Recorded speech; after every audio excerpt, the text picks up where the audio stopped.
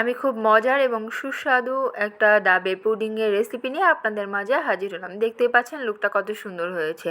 তো আমি এখানে প্রথমেই আপনার ডাবের ভিতরে যে শক্ত শাঁসটা এটা সুন্দর করে তৈরি করে নিয়েছি। আপনারা আপনাদের ইচ্ছা মতো যে কোনো ডিজাইন করে নিতে পারেন। তো আমি এখানে ছোট ছোট যে ইয়েগুলো ছিল সেগুলো ফেলে দিয়েই রেখে দিয়েছি। এরপর আমি এখানে আমার ডাবগুলো ছিল খুব ছোট ছোট, তাই আমি 3টা নিয়েছি। 3টাতে প্রায় 1.5 লিটারের মতো পানি আসছে আর কি।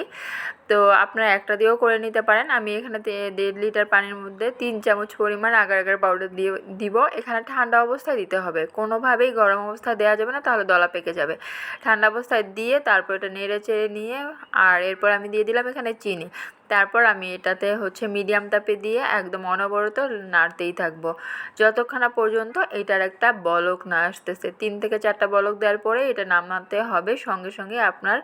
আর সার্ভিং যেটাতে আপনার ডিশের মধ্যে আপনার ঢালতে হবে। তো এর পাশে আমি এটা আসলে দেখাতে আমার ভিডিওটা করা হয়নি। আমি এখানে দুধ, চিনি আর আগার আগার পাউডার দিয়ে একটা পুডিং তৈরি করে নিয়েছিলাম। এটা আসলে ডেকোরেশনের জন্য এবং খেতেও টেস্টটা একটু ভিন্ন আসবে এই কারণে।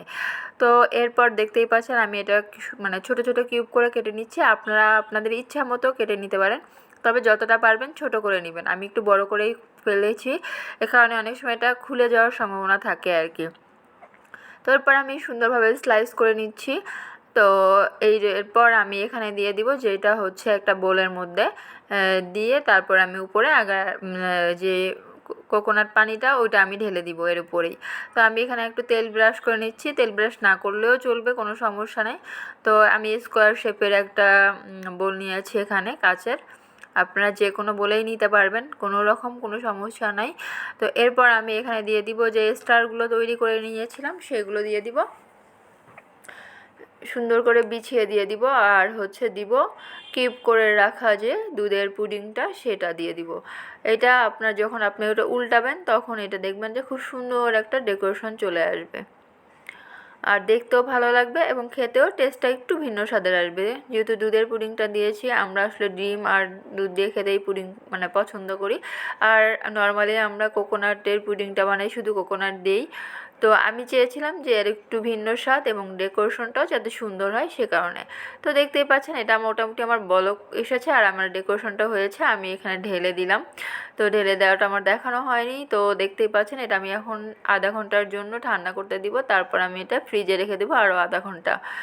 তো আধা ঘন্টা পরে 1 ঘন্টা পরে আমি এটা বেরিয়ে নিয়ে আসলাম। দেখতেই পাচ্ছেন কতটা পরিমাণ জমে গেছে। এখন আমি এটা উল্টে আপনাদেরকে দেখিয়ে দিচ্ছি এটা কি সুন্দর হয়েছে এবং কতটা লোভনীয় হয়েছে খেতে। দেখতেই পাচ্ছেন একদম কি সুন্দর দেখতে, লোভনীয়, দেখেই মনে হচ্ছে যে খেতে ইচ্ছে করতেছে। হ্যাঁ, এটা খেতে সত্যি অনেক বেশি মজার হয়েছে এবং মানে আপনাদেরকে একটু আমি কেটে দেখাচ্ছি, তাহলে আপনারা বুঝতে পারবেন এটা আসলে কতটা সুন্দরভাবে সেট হয়েছে। তবে আমার উচিত ছিল কিউবগুলোকে আর একটু ছোট ছোট করার মানে তাহলে আমার এটা আরও ভালো হতো। আমার আসলে কিউবটা আজকে ফার্স্ট টাইম দিয়েছিলাম, এই কারণে আমি বুঝতে পারিনি। দেখতেই পাচ্ছেন তারপরেও কিন্তু খেতে এবং দেখতে কোনোটাই খারাপ হয়নি। তো এই ছিল ভিডিওটি। ভালো লাগলে লাইক কমেন্ট শেয়ার দিবেন। আমি আবার নেক্সট কোনো ভিডিও নিয়ে আপনাদের মাঝে হাজির হচ্ছি। আর অবশ্যই অবশ্যই একটু কমেন্ট করে জানাবেন আপনাদের ভিডিওটি কেমন লেগেছে আর শেয়ার দিয়ে অন্যকে দেখার সুযোগ করে দিবেন। আল্লাহ হাফেজ, টাটা, বাই বাই।